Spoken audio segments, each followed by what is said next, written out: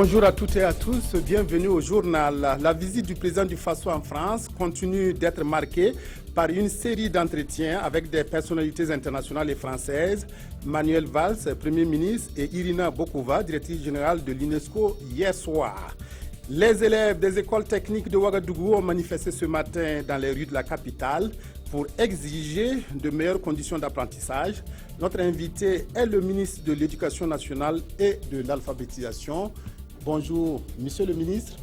Bonjour, monsieur Bazé. Merci d'être venu ce midi sur ce plateau pour nous parler de cette situation. Merci. On vous retrouve tout à l'heure pour notre entretien. Poursuite de la visite officielle du président du Faso en France. Hier après-midi, Roch-Marc Christian Kaboré s'est rendu au siège de l'UNESCO pour des discussions avec les responsables de l'organisation spécialisée des Nations Unies. La délégation burkinabé s'est ensuite entretenue avec le Premier ministre français Manuel Valls. Reportage de nos envoyés spéciaux Alidou Badini et Jacques Lamissa Tarpaga. Le président du Faso a été accueilli à son arrivée à l'UNESCO par la directrice générale Irina Bokova et son personnel.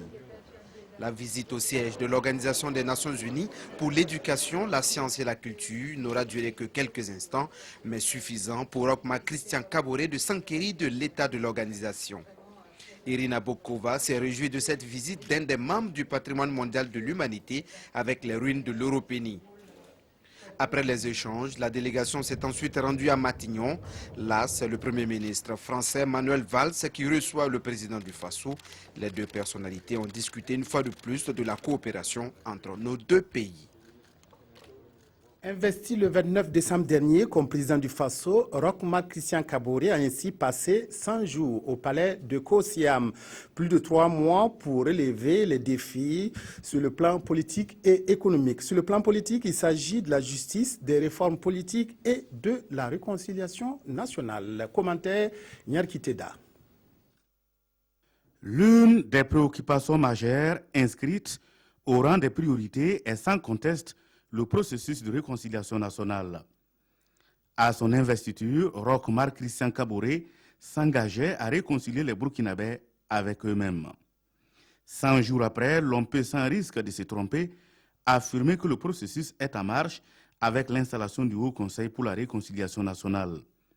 Fort de 21 membres, le Haut Conseil avec à sa tête Benoît Kambou va passer en revue près de 5000 dossiers avec pour but aboutir à un dialogue social avec tous les Burkinabés.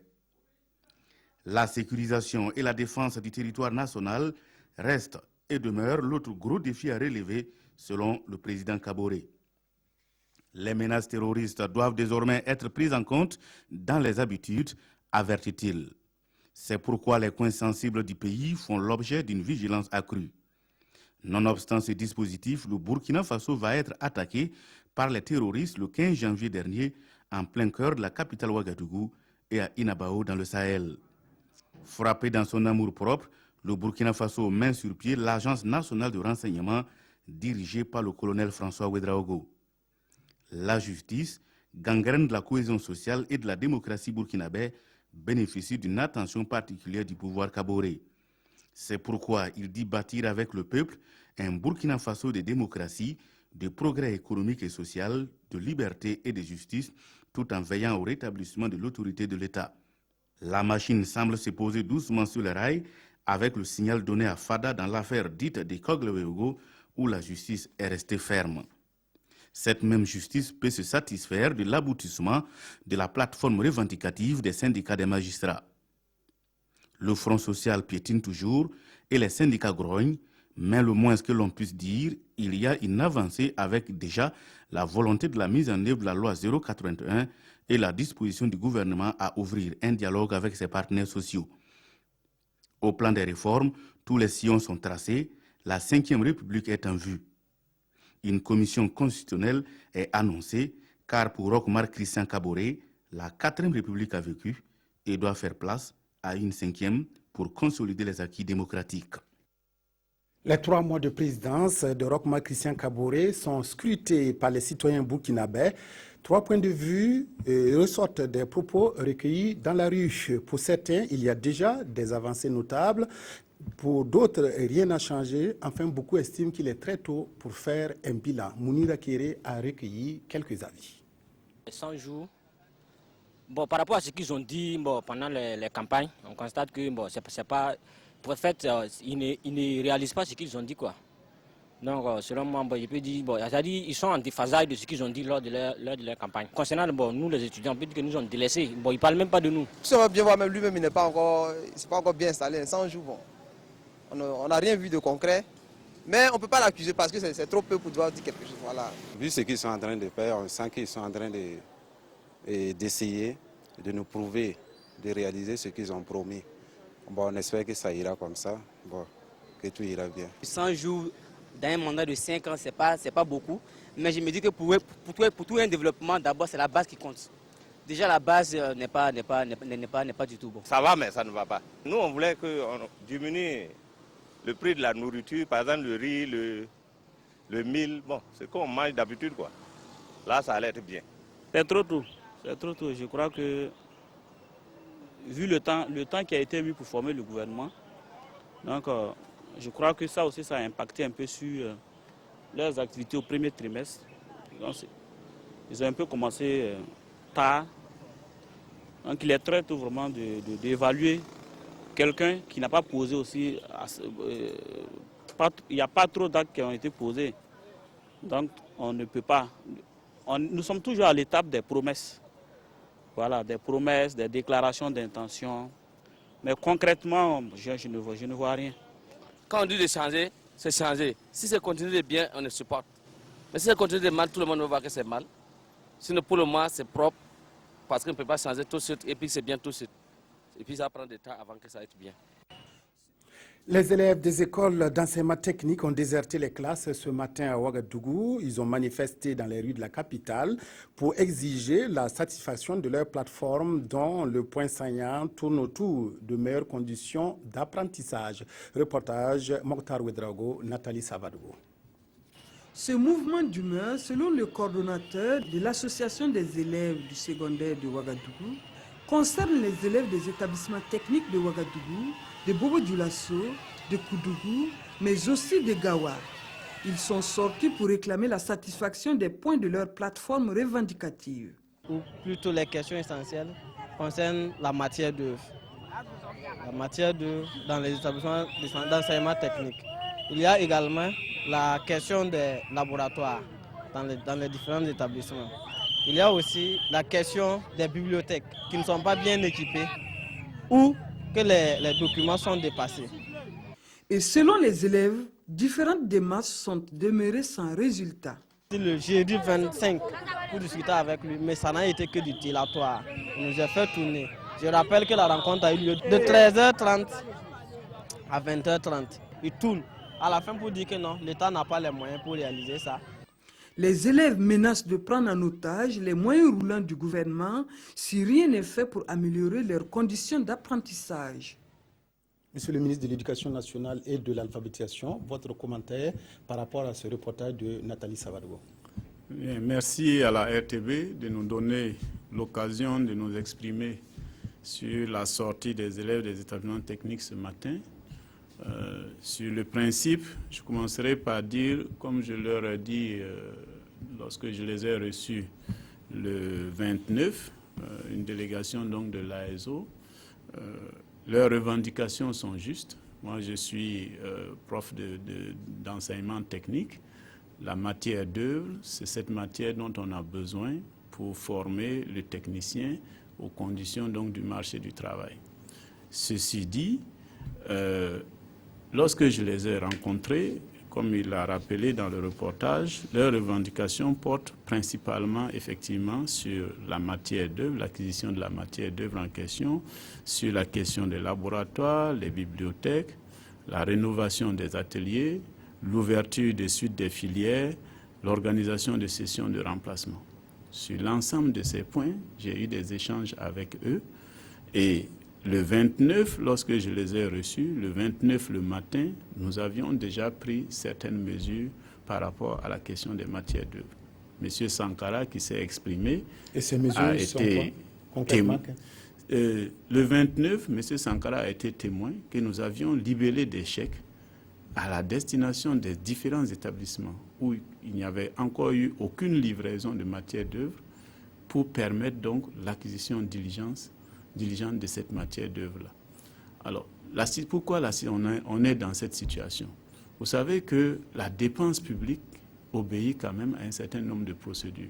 Ce n'est pas comme vous et moi, je prends dans ma poche et je tourne dans les magasins et quand je suis satisfait, je prends et je pars. Il y a une réglementation à laquelle nous devons obéir et même si cette réglementation, aujourd'hui, le gouvernement la trouve peu satisfaisante, le gouvernement actuel s'est engagé à réformer ces procédures-là, mais en attendant, ce sont ces procédures que ce gouvernement est venu trouver qui sont applicables. Donc nous ne pouvons pas, même sur des questions aussi urgentes, nous ne pouvons pas nécessairement aller à tout vent, à gré pour régler le problème. Mais je dis ici avec fermeté, les établissements ont reçu de quoi répondre aux besoins urgents qui sont là, et j'en suis conscient. Le nécessaire, nous avons instruit les différents responsables de mon département pour suivre cette action, notamment donc les directions régionales, les directeurs régionaux et le directeur général de l'enseignement et la formation technique et professionnelle. Donc, la situation, elle est due principalement aux procédures. Mais je peux vous assurer que dans les jours à venir, la question sera derrière nous. Parce que nos équipes ont déjà travaillé et depuis le 29 où ils ont eu l'argent, les commandes ont été faites. Certains fournisseurs attendaient qu'on vise les contrats parce que dans certains établissements, les élèves même le savent, l'État doit à certains fournisseurs depuis 2013, 2014, 2015. Donc, lorsque vous allez, même si vous montrez le chèque au fournisseur, il dit, bon, visez d'abord mon contrat. Et c'est ce processus de visa des contrats qui n'était pas encore tout à fait abouti, qui fait que les livraisons ne se sont pas faites. Ce matin même, j'ai rappelé ma collègue des finances pour lui demander vraiment expressément qu'on sorte, parce que nous sommes déjà dans la période de préparation des examens. Et donc, au sein du gouvernement, nous sommes vraiment conscients de la situation et nous avons mis en œuvre vraiment un ensemble de mesures pour que cela se fasse. Alors, Monsieur le ministre, vous avez dit les mesures urgentes, vous les avez prises. Il reste maintenant celles qui sont inscrites dans la durée, comme voilà, la réalisation de laboratoires, de bibliothèques. Voilà, ça c'est un travail de longue haleine et qui s'inscrit dans la durée. C'est ça. Le budget 2016 s'inscrit, comme vous le savez, dans un contexte quand même où le pays a traversé un certain nombre d'événements. Le 21 mars, le gouvernement a tenu un conseil extraordinaire pour adopter la loi de finances rectificative au titre de l'année 2016. Cette loi a été transmise à l'Assemblée pour l'adoption et avant qu'elle ne soit adoptée, l'exécution de cette loi de finances est limitée à un certain nombre donc, de rubriques essentielles telles que les salaires et un certain nombre de rubriques de souveraineté qu'on a ouvertes. Mais toutes les autres rubriques, pour le moment, doivent attendre l'adoption formelle par l'Assemblée de la loi de finances rectificative. C'est là aussi l'exercice de la séparation des pouvoirs. Vous ne pouvez pas engager des choses que le Parlement, qui représente le peuple, donc n'a pas autorisées. Ce sont ces contraintes-là qui font que nous sommes obligés de planifier à moyen terme, voire à long terme, certaines mesures, parce que nous sommes déjà en mars. Cette loi va s'adopter peut-être, on espère, dans les jours et semaines à venir, assez rapidement. Et dès que le budget est en place, toutes les diligences seront mises en œuvre donc, pour programmer. Ces choses sont d'ailleurs programmées pour donc aller à l'exécution. Alors, pour en tout cas clore cet entretien, est-ce que votre porte est toujours ouverte pour recevoir donc, les délégués donc, de l'AISEO pour la suite des discussions, pour en tout cas relancer le dialogue pour que ce dialogue-là ne soit pas éteint? Non, je voulais même dire là-dessus que je félicite le bureau de l'AISEO parce que j'ai pu constater l'évolution qu'il a eue et sa disponibilité au dialogue.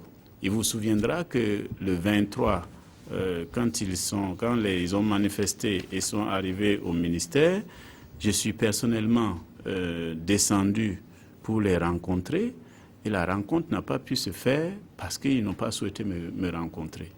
Mais je crois qu'après réflexion, ils ont trouvé qu'il était quand même bon que le dialogue prévale. Ils ont demandé une audience que j'ai accordée le 29 et nous avons pu nous entendre. C'est pour dire que je pense qu'ils ont, chemin faisant, mûri.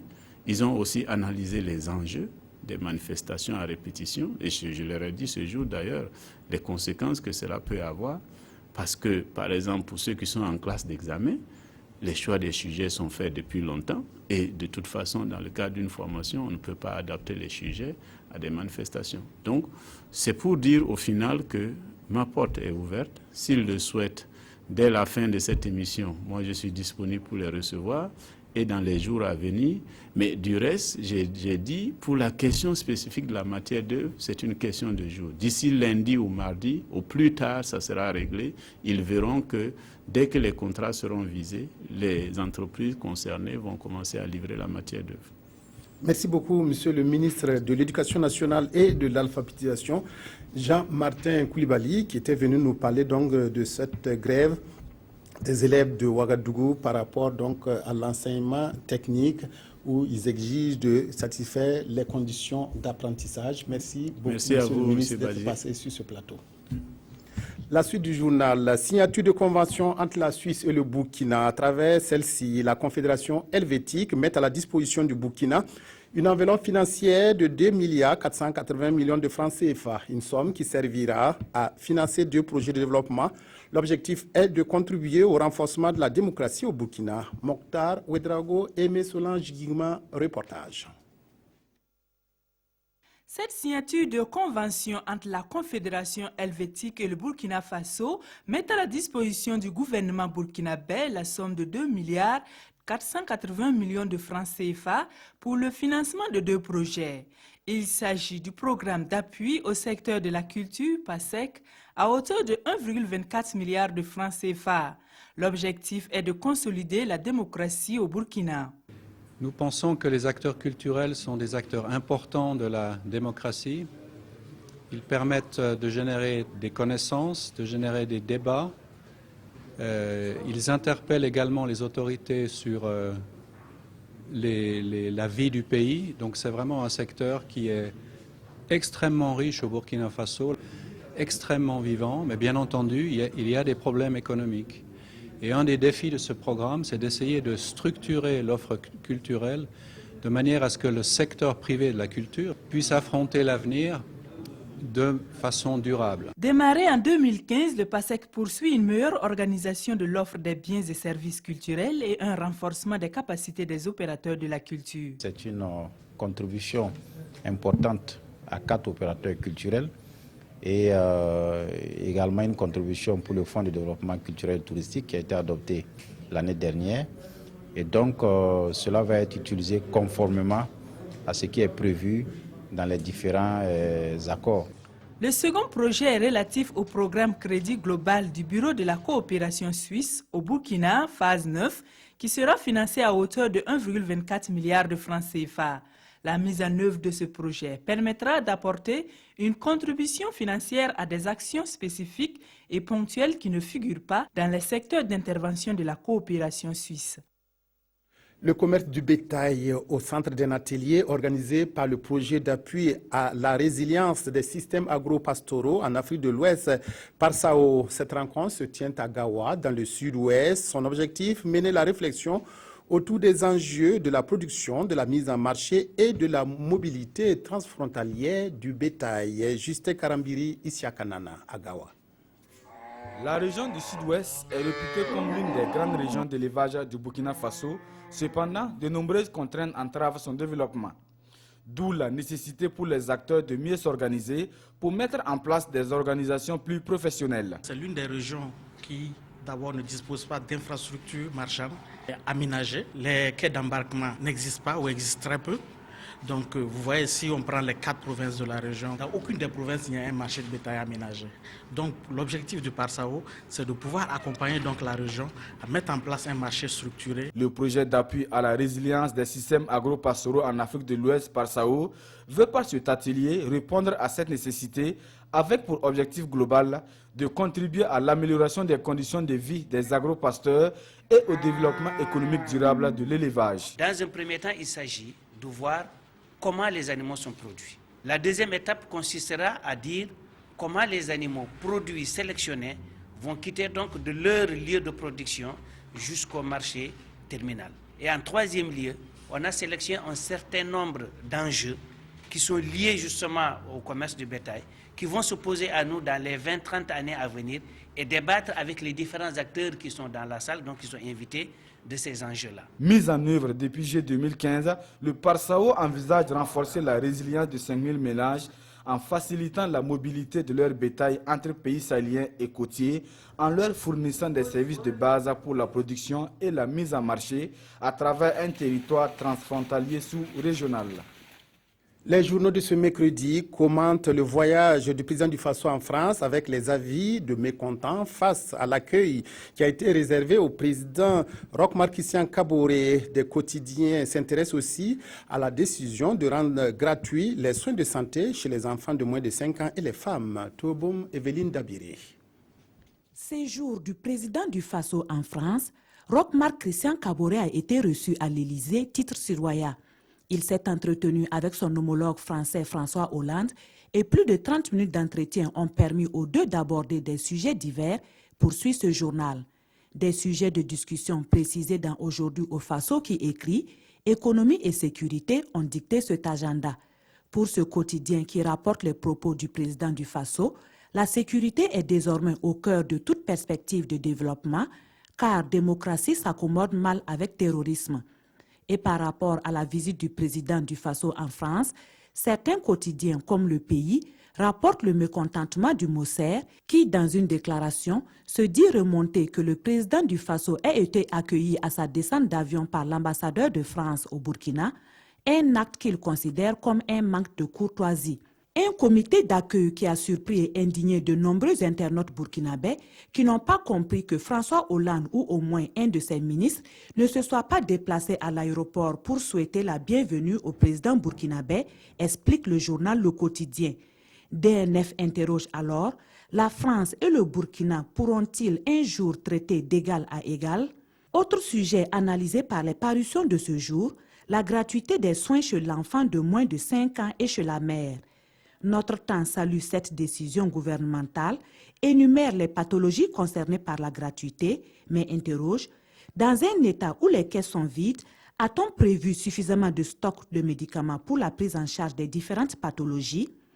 Le gouvernement doit donc travailler à éviter le syndrome de la fausse gratuité et des ruptures de stock, conclut ce quotidien. Fin du journal, merci de votre aimable attention à la RTB. Excellent après-midi à toutes et à tous.